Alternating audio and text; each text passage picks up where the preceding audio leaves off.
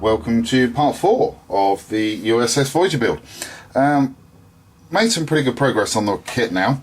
We've got the side phaser array emitters down on the back end there, and we've also got the lifeboats on as well from the photo etch kit, so that's great, they're in place. We've also sanded down all of the sensor bands now, so they're practically smooth.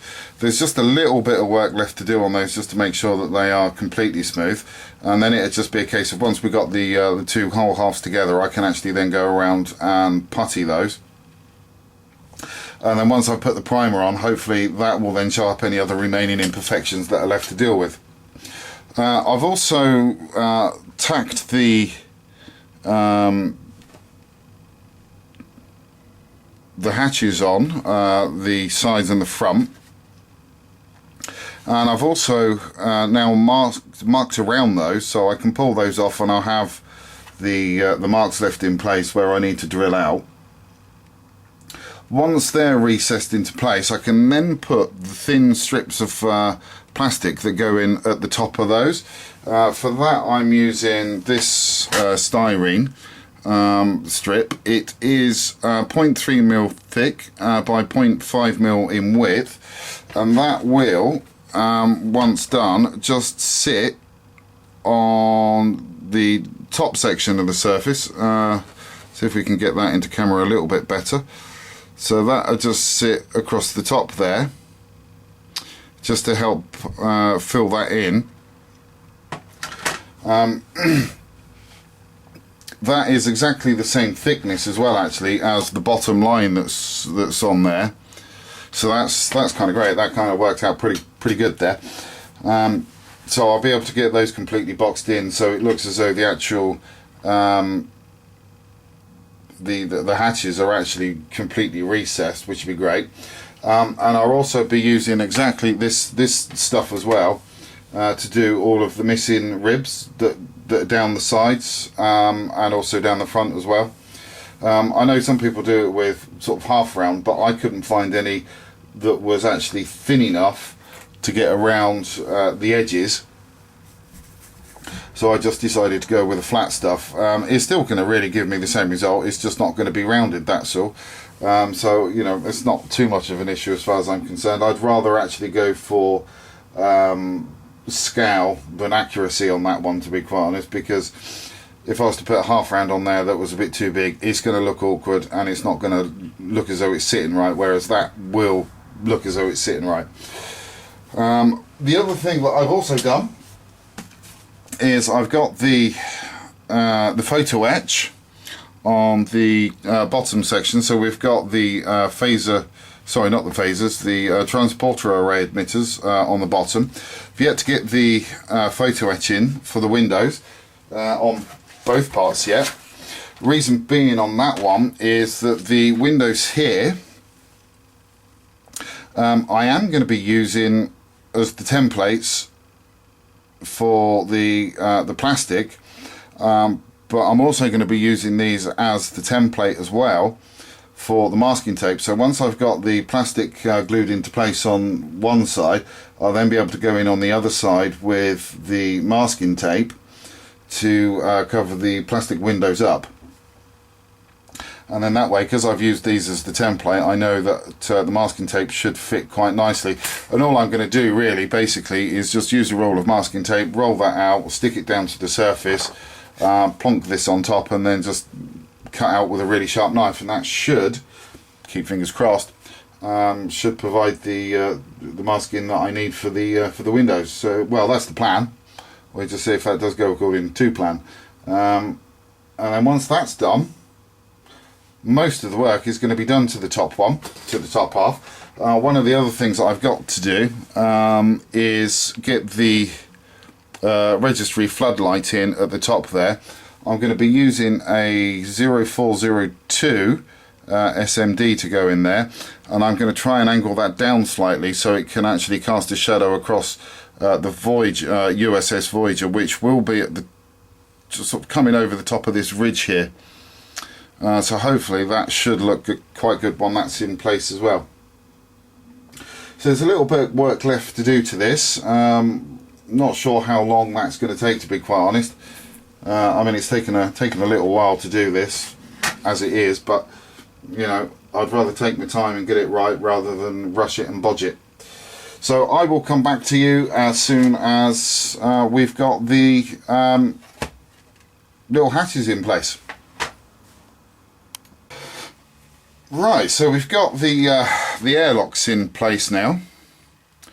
They've been recessed into the ship, so they're looking quite good now. So all I need to do is just go along on those now and add the strip of plastic into the top part, and then they'll be good to go. So once I've got those strips in, I'll come back to you to let you have a look. Okay, so we've now got the little strips of plastic for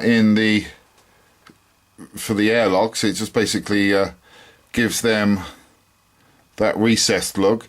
I mean, obviously with those, it will look a little bit better once it's actually painted. I mean, there's a bit of a contrast really between the white and the grey, so you can't really sort of pick out the detail on those. But it's not looking too bad like that, actually. I'm quite pleased with the way that turned out. I've given that a light sanding down, and what I'm going to need to do before I put any primer down is just give those a light coat of filler, just to fill any gaps up around the edges. But it's not looking too bad like that, so I'm quite pleased with the results on that, of how that turned out. So I'm just going to carry on and get a few of the other bits and pieces done to this now. There's not much left to go to the top after that. I just got the bit at the front to do, the photo etch there, and I've also got the light there to do, and then all of the windows that need to do. And I think the windows are going to take a little bit of time, because I need to cut out all of the individual little bits of plastic for the windows, and then I also need to cut out all of the individual bits of masking tape for the windows too. So I think that's going to take a little bit of time to do, but you know, it'll be good fun. So as soon as I've got some more progress on this, I will come back to you. We got some more work done to the ship now, which is great news. It's moving along quite nicely. We've got all of the detailed ribbon in now across the A and B decks, I guess they are, and I suppose that's the C deck, so that's all done. So I'm quite happy with the way that's turned out. I've also got the sensor dome, the rear sensor platform installed in there now. I've managed to sand those down as well, put a little bit more filler in, so they should be alright. Hopefully by the time that's been sprayed, we'll see if there's any more imperfections that need to be done, which would be great. And we've also got those sanded down as well now, so they're looking pretty good, looking pretty sharp. So hopefully by the time we've got the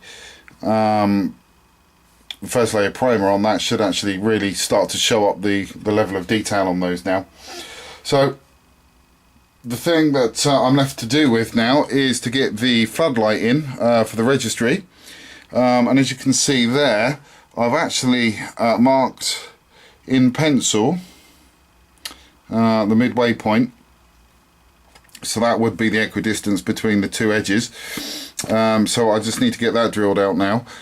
Just going to go in with a really thin file. I mean, you can most probably see, I'm not sure, let's see if we can, you might see a small triangle there where I've just put in, but I just need to gouge that out a bit. So I need to try and get the floodlight slightly forward as well. I need to kind of roll it down that way a bit, so the floodlight actually goes down there rather than across and out into space, so to speak. So that's going to be a tricky bit to do. One of the other things that I need to try and do as well, actually, another little job that I need to do that I totally forgot about, is this little band here needs to be removed and the detail replaced on that, because that's not correct as to how it should be. That should actually be slightly longer. Those grills on there shouldn't be at the same level as that one. There should be a little step up, so I need to do that, and those grills should actually be more focused on there, but they're not. So I need to do that. I'm going to be using the thin card that I've got. That's 0.3 mil thick, I think, or 0.5 mil, can't remember. But for the grill inserts, I will also, if I can get hold of the darn stuff, it's quite tricky, I will be using this stuff. I kind of mocked a little bit up, really. So you're going to have a gap like that, so that would in essence sit on the bottom section, like so, and then those this bit here would sit that way up in there to act as the grills all the way along. So by the time that's painted, hopefully that should show up all the detail on that too. That's going to take a little while to do, to be quite honest, because that's going to be quite fiddly, plus the fact that's quite a lot of detail there to actually sand off as well. Trying also not to ruin anything else at the same time. But you know, hey ho, that's my own fault for forgetting about that one. It's a problem when you get old, you forget things. I've also got the photo etch left in there to put in as well. And hopefully, by the time all of those bits are done, it'll just be the windows left, unless I can think of anything else that needs to be done, which I don't think there will be. So yeah, that's going to take a little while to do that. That's going to be a good few hours worth of entertainment for me. So as soon as I've made some progress on those little bits, I will come back to you. Made some more progress on the kit. We've got the back bit sorted out now. So that's approximately the size that it should be, and the detail on that is actually looking a little bit better than it was on the original one that was on there. The problem is with this, at this size, I can't actually get the ends on there to actually sort of curve around as they should do. But the detail on that does actually look a lot better than it does than it did before anyway, so I'm happy with that. I'm happy with the way that turned out. Took a little while to get that sorted out, and we've also got the photo etch on the front there, and I didn't notice at the time. It was only a few minutes ago that I noticed that they're not straight. They actually, as they go down, they widen out, so it's kind of like that. So luckily enough, they're only stuck down with a bit of canopy glue, so hopefully they shouldn't it shouldn't cause too much damage if I just pry those up and try and relay them. But I think it's from that one there, really, the second one down, that's where it's starting to sort of widen out. So I'm just going to need to go in and try and sort that out. So it's going to take a little while to do, but once I got that sorted out, is then just going to be a case of back onto the windows. So I will carry on, get that done, and hopefully not cause too much damage doing that. If I do ruin those little bits of photo etch, it's not too much of a problem, because the decals do come with that there anyway, so I just have to swap over to that. Just like I would have preferred to have that there for the raised detail, really, more than anything else. But as I say, it's no biggie really if that does get damaged, because it can be replaced with a decal set. So I'm going to get that sorted out, and as soon as I've got that done, I'll move on to the windows, and when I made some progress on that, I will come back to you. We got the little photo etch parts now sorted out on the front end. Lucky enough, the canopy glue, even though they were done last night, the I'll put my teeth back in. The canopy glue, try saying that 10 times really fast, hadn't actually set properly, so it was fairly easy to just pick those up, remove the glue from the surface, and then just put them back on. So they're looking level now, which is great. And the other thing that I've done, which I did forget about, is put the little bits of photo etch on the inside of the rear docking hatch. So that's all done now, which is great. So that's almost finished now. I mean, all the modifications that I need to do, apart from the little light that goes in there, have all been done. So I'm happy with the progress on that now. The thing that I've got left to do is all of the windows on the upper surface of the ship, on the upper saucer section.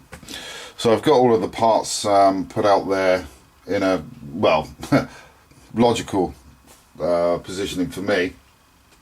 And then I'm just going to go along with this. This is 0.5mm thick plastic, and it's protected on both sides. So all I really need to do is just go along and trace the outline of those onto here. Then I'll be able to cut those out from this. And once I've done that, I'll get the masking tape set up, and then I'll be able to get the windows put onto those, and then I'll be able to get the whole lot installed onto the ship once it's all dried. Sounds easy, should be easy, but I think it's going to be a little bit fiddling about really to get that sorted out. So I'm going to carry on with these, and as soon as I've got some work done to them, I will come back to you. So we've managed to get the little floodlight in now at the front. Just needs a little bit more finessing, but it gives you the general idea of what that's going to look like when it's up and running properly. Currently got that running on 3 volts at the moment, so that's not attached to a resistor. So it is looking at a bit too bright really. What I'm going to do with that is I'm going to put, I think, at least 1000k resistor on that, just to help bring the light level down on that. The only part of the registry that's going to be seen on this is the USS Voyager at the top there. Main reason being is that we've got this slope that goes down there, and as we all know, unless you've got a prism, we can't actually bend light down there. Unfortunately, that was just a trick of the CGI that they used on the model itself, so we won't be able to do that in real life, unfortunately. But at least you'll be able to see the USS Voyager come up there. I mean, I suppose the other way to do it is the Raytheon lighting down there, but that's not something that I'm going to get involved in. I just really, you know, the USS Voyager on there lit up will be quite good. But what I'll do is I'll just turn the lights off. I mean, it is still quite light here, but if I just turn the lights off, hopefully it'll darken the room down sufficiently for you to be able to get a fairly good idea of what that's going to look like. So there you go, you got a bit of an idea there of what that's going to look like. And if I try and tilt that up without severing the connection, that will, as you can see, just light up that whole section there. I need to try and reposition that slightly, because most of the light is actually bouncing off just there at the very sort of, if I get me a little cocktail stick, most of the light is kind of hitting the surface just around this area. So I just need to try and bring that up a tad, and I also need to try and focus the light as well by shaping the corners to turn it into a triangle. Hopefully I might be able to do that, but that's not looking too bad at the moment. Let me just get the lights back on. And one of the other things I've done as well now is, with all of the windows, I've got the PETG plastic on that side. I've purposely left that cover on at the moment so I don't scratch the plastic. And then on this side, we've also got the masking tape in place as well now. I decided to put the masking tape on whilst the windows weren't attached, because it's just a lot easier to do that. How I achieved that was basically putting some masking tape so excuse me, I put some masking tape on a piece of plastic card, and then basically put the photo etch down on the masking tape, and just traced around it really with a very sharp knife to actually get the masking tape to come out. into the shapes that I needed. So that worked quite well. With the one on the bottom saucer, this one is actually, as you can see, does have a curve to it. And the way that I managed to achieve that was basically I put the photo etch part up against the window on the inside to get that curve, and then I placed a piece of perspex up against the the brass, and then just basically, if I can pick that back up again, and then basically clamped it in place like so at both ends to make sure that it kept the curve. And then I just dunked that whole lot in boiling water, and that was enough to actually help reshape the PETG plastic to the piece of brass. And I just left it in there for a good 20 minutes really, whilst I was getting on with other things. I mean, you wouldn't need to leave it in the water for that long, but I was doing other things at the time and practically forgot about it.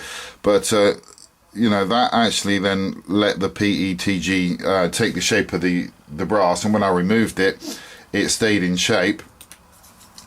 And then all I needed to do following that was just glue it on, and then put the masking tape on that one as well.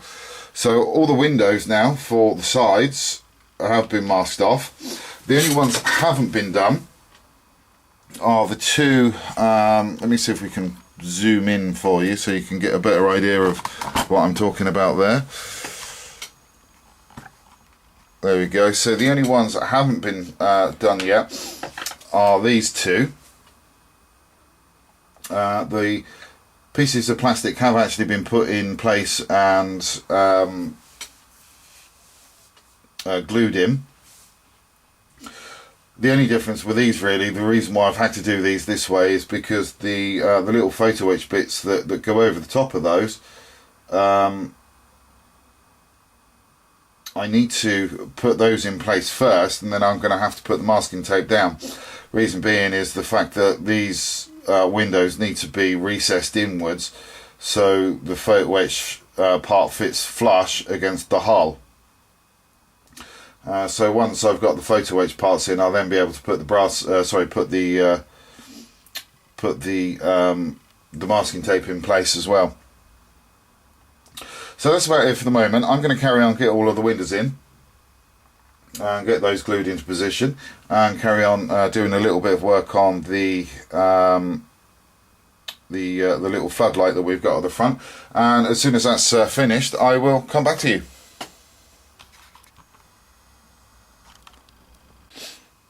So, apologies for the length of this video. I have got a bit carried away with this update, but I really wanted to get all of the bits finished on the saucer section in this video, really, to save it going over to the next one. So yeah, we've got all of the windows in now on this, and we've also got the bits of plastic in there as well for the windows. So that's starting to look pretty good. So if I bring this up to the camera, should be able to see the little white bits of sprue, and that works well on this window with the little light that's actually in there. That works quite a treat. So if we just turn it around, you'll be able to see the little bits of white plastic on those windows, and those ones there, and then there's one on that side and some there. And then if we just turn it around, it's exactly the same on that side. So that's actually looking really good now. I'm pleased that that's come along. And then we've also got the windows in on this side, and we've also got the bits of plastic there as well. Now with these windows, to get these to actually fit in the way that they should do with the windows to the upper half, there's little mounting pegs on the inside of these windows, and I've had to remove those to actually get the windows to sit down properly, otherwise they wouldn't have done. So that was well, not difficult or a challenge, but you know, it's just something that I wasn't expecting to have to do. But it was a quick resolution because it just, you know, get the knife and just cut them off. So that's all that done. So the next stage for me is this. Back onto Windows.